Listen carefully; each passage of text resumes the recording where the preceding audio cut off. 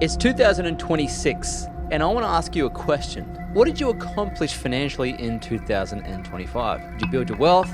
Did you increase your net worth? Or did you just survive?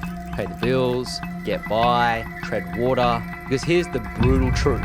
Most people waste entire years. They have good intentions, they want to save more, invest more, build wealth, but they don't have a plan. And without a plan, nothing happens. So this year is going to be different. Right now, I'm going to give you a complete financial plan for 2026. 3 simple steps. No complexity, no overwhelm, just the things that actually matter. Because I've helped people save tens of millions of dollars over the years, and it's never the complicated strategies that work. It's the simple ones, the ones that focus on the 20% that drives the 80% of your results. So if you're serious about building wealth in 2026, this is your plan. Step 1, the magic number. I talk about this in my book, Money Buys Happiness, and the magic number is the number at which your net worth needs to be for the income that you can generate from that capital that will cover your expenses. Where this comes from is the definition of wealth by Robert Kiyosaki. And he said, wealth is measured by how many days you can live at your current lifestyle without working another day in your life. That's the definition of wealth as far as I see it, yes? Because time's more important than money. So your magic number is the amount of money that which once invested based on the return that it can get from cash will cover your expenses on a yearly basis. That's the magic number. That's the number you should aim for.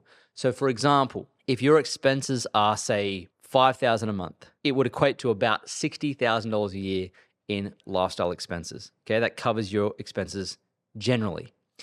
Now, if $60,000 a year is the number, to get to the magic number that we should have invested, all we need to do is pull out a little calculator on our phone and we take our annual expenses. So if it's $5,000 a month, then annually it's $60,000. Yes? Now, if we were to invest that at say, and you can do this in certain ETFs, a 6% dividend rate, then if fully invested in that particular ETF, it would produce enough to cover these expenses. So it would have to produce $60,000 a year. So here's what we do. We do the shortcut. We work it back, we back work it, and we divide that number by 0.06, and it's $1 million.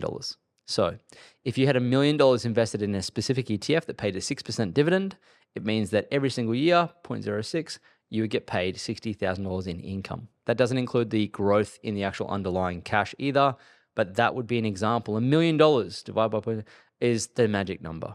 Does that make sense? That's your target. That's your goal. So you got to have a goal. Otherwise, you're like, why am I doing this? Why am I flying to the mines twice a week and sacrificing time with my family? Why am I saving everything? Why? You have to have a why, a reason. Right? So that was my first goal.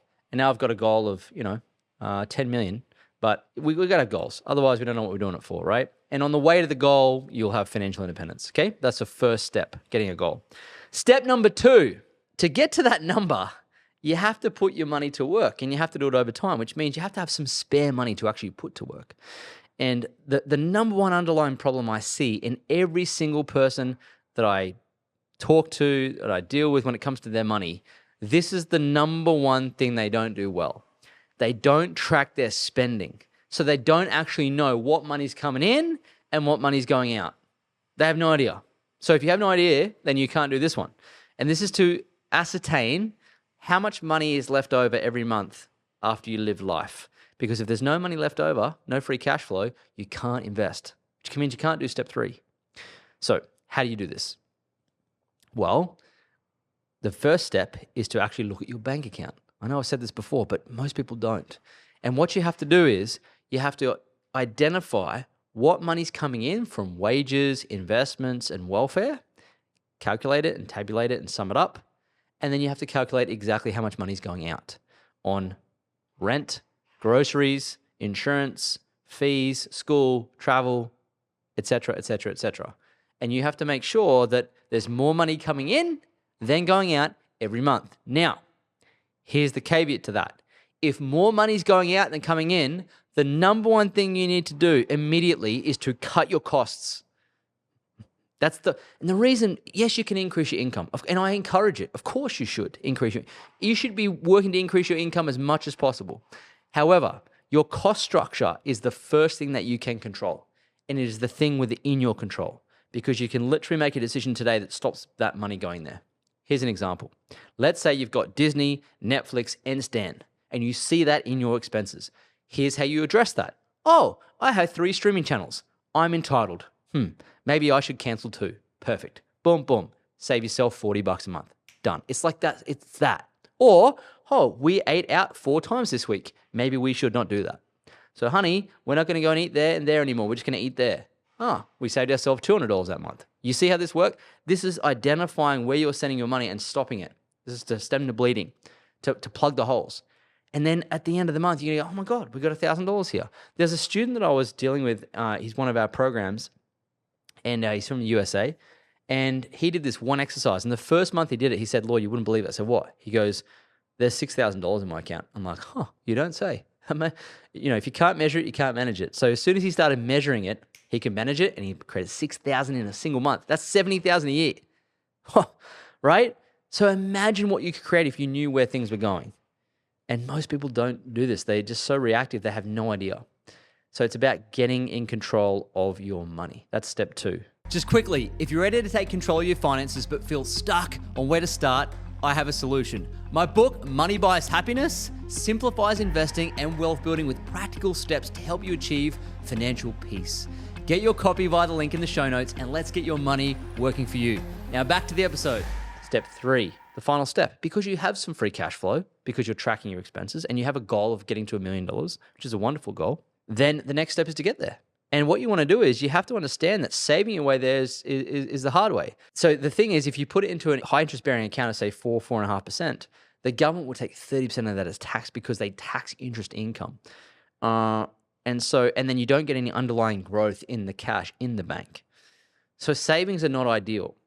You want to be able to grow your money sensibly and safely and consistently above the rate of inflation. And so one of the most simple ways of doing it is to take the cash and invest it into a simple exchange-traded fund, which is like a basket of stocks, fully diversified by one of the major fund managers. They're low-cost index funds. Warren Buffett has mentioned this many times at his shareholder meetings at Berkshire, that if you just were a lay investor and you just put your money into a broad-based index fund or an ETF, you can compound your money at between 8, 9, and 10% a year. That's well above the inflation rate. Over long periods of time, your money grows, plus you get an income from dividend. And this is the most sensible, safest, most effective, and predictable way to get your money to work harder than you do. And the beauty of this is you can pull up your phone, you can download an online broker platform to your phone. There are many. I'm sure you can find one if you just Google it, download it, open up like a bank account, put your money in there, select the ETF that you desire, and purchase it with your free cash flow you're creating every single month. And repeat that for the next 10 years. That's the plan. For certainly repeat it do it in 2026. Because if you just did those 3 steps, you had a goal, you understood why the goal was in place, you had savings each month because you're watching and managing your money, nice and simply, it's not crazy, and then you took some of that free cash flow and invested it into an ETF, at the end of 2026, you're going to have a money system that's repeatable for the rest of your life. And the philosophy of wealth is finding the simple, effective things that move money forward and avoiding the stuff that doesn't. You don't have to be super smart. You don't have to have a high IQ. You don't even have to like numbers. You just have to do the basics well and again and again and again. It's about iterations of doing that over long periods of time that makes you wealthy. So if you don't have a plan, now you do. You've got a 3-step plan to actually execute in 2026 that will markedly see your money start to grow in savings, in building wealth, and of course, keeping things simple. And that's really what happens because simple scales and complex fails. So I hope it makes sense. I'd love to know, what step are you on? Leave me a comment below. Tell me what step you're on. What's your magic number?